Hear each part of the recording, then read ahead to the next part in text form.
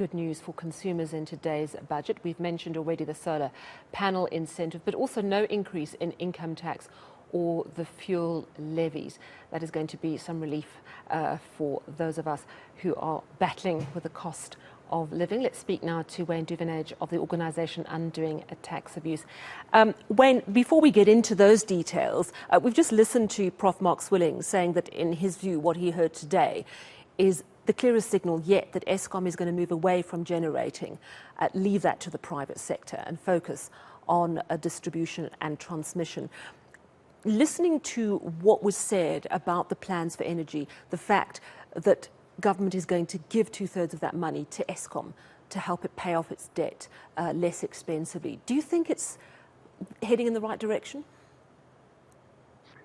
Yes, Sally. It's important that Eskom does get relieved of this massive debt which was built up for far too long during the state capture years. And I think this is a budget that is now showing how much it's costing us as a country to offset bad government over a number of years, and not only just the Eskom debt, but all the stuff to try and fix up criminal justice system and so on. So it really is the right way to go. And I think had they moved more towards allowing the private sector to start providing energy, we wouldn't be in the load shedding stages that we're in right now.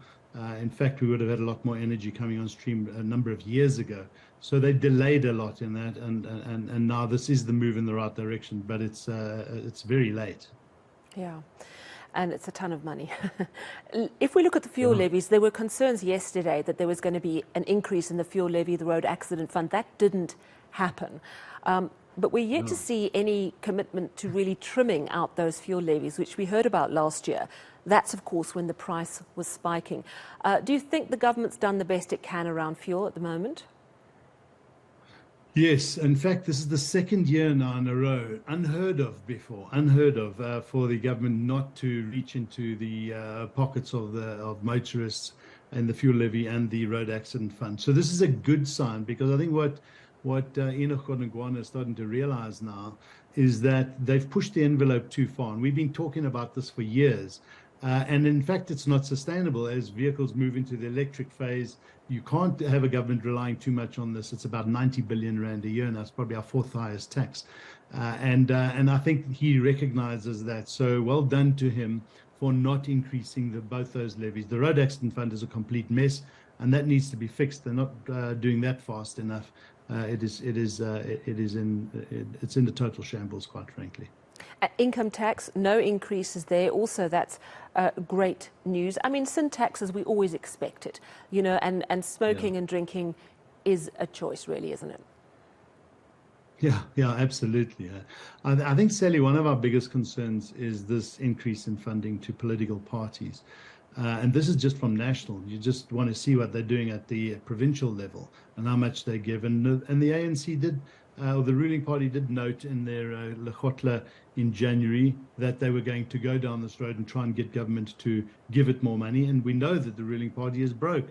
So this, we believe, is an abuse of taxes to start forking out so much money to political parties, especially those who have really been misspending their own money. And we need to challenge this. It's actually quite diabolical. Just break it down for us. I think you said it was 300 million rand in total. How does that compare to funding given in previous years, and how is it allocated? Is it clear at this point?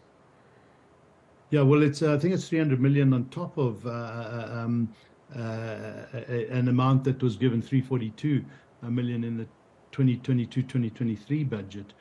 So I think it goes up to about 642, but we might stand to be corrected. We're just analyzing it. Now, what happens is it's divvied out in proportion to your percentage of seats that you have in this in the political party, or the represented political parties fund, which is run by the Electoral Commission.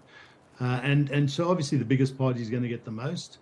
But what we have done in our research in this space, Sally, is to see how this is also divvied out very erratically in different amounts in the different provinces. And it really does need to be looked into and challenged, because political parties get a lot of taxpayers' money and they shouldn't. They need to fund themselves. Obviously, there is a there's a need to have some parliamentary funding towards political parties, but not to the extent that they've gone to now. And let's talk about e-tolls. You know, in years past, this was a hot potato, sort of passed from the Transport Minister to the provincial government, then to Treasury, and we kept, the decision was kicked down the road until we heard last year it is going to be scrapped. And then Panyaza Al-Sufi, the Gauteng Premier, on Monday saying absolutely it's done and dusted. However, there's still those extraneous details of whether people who've been paying dutifully all along are going to get a rebate, and exactly how it's going to work to keep that road maintained. We know that the Finance Minister, I think last year, said, look, this issue is now going straight back to Gauteng. We're giving X amount, but the rest is for the provincial government to sort out. So did you actually expect any mention at all of e-tolls in today's speech? I mean, there was nothing said. No, we didn't. I think, yeah. In last year, in the midterm budget policy statement in October, they did indicate that they are going to fund this now through Treasury allocations and 30% through the provincial allocations in Gauteng. However, Gauteng receives, I think it's over 85% of its revenue anyway from Treasury. So it's just passing the money through Gauteng. So it's coming from where we said it should have come right in the beginning. This is social infrastructure, needs to be funded through National Treasury, and they've been doing so for a long time anyway.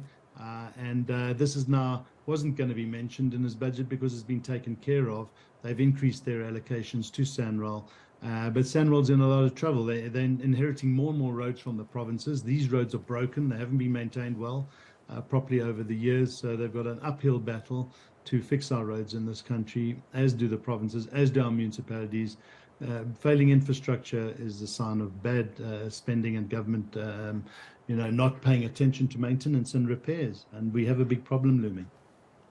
Thank you so much for chatting to us this evening, Wayne Duvenage of the organisation Undoing a Tax Abuse Outer.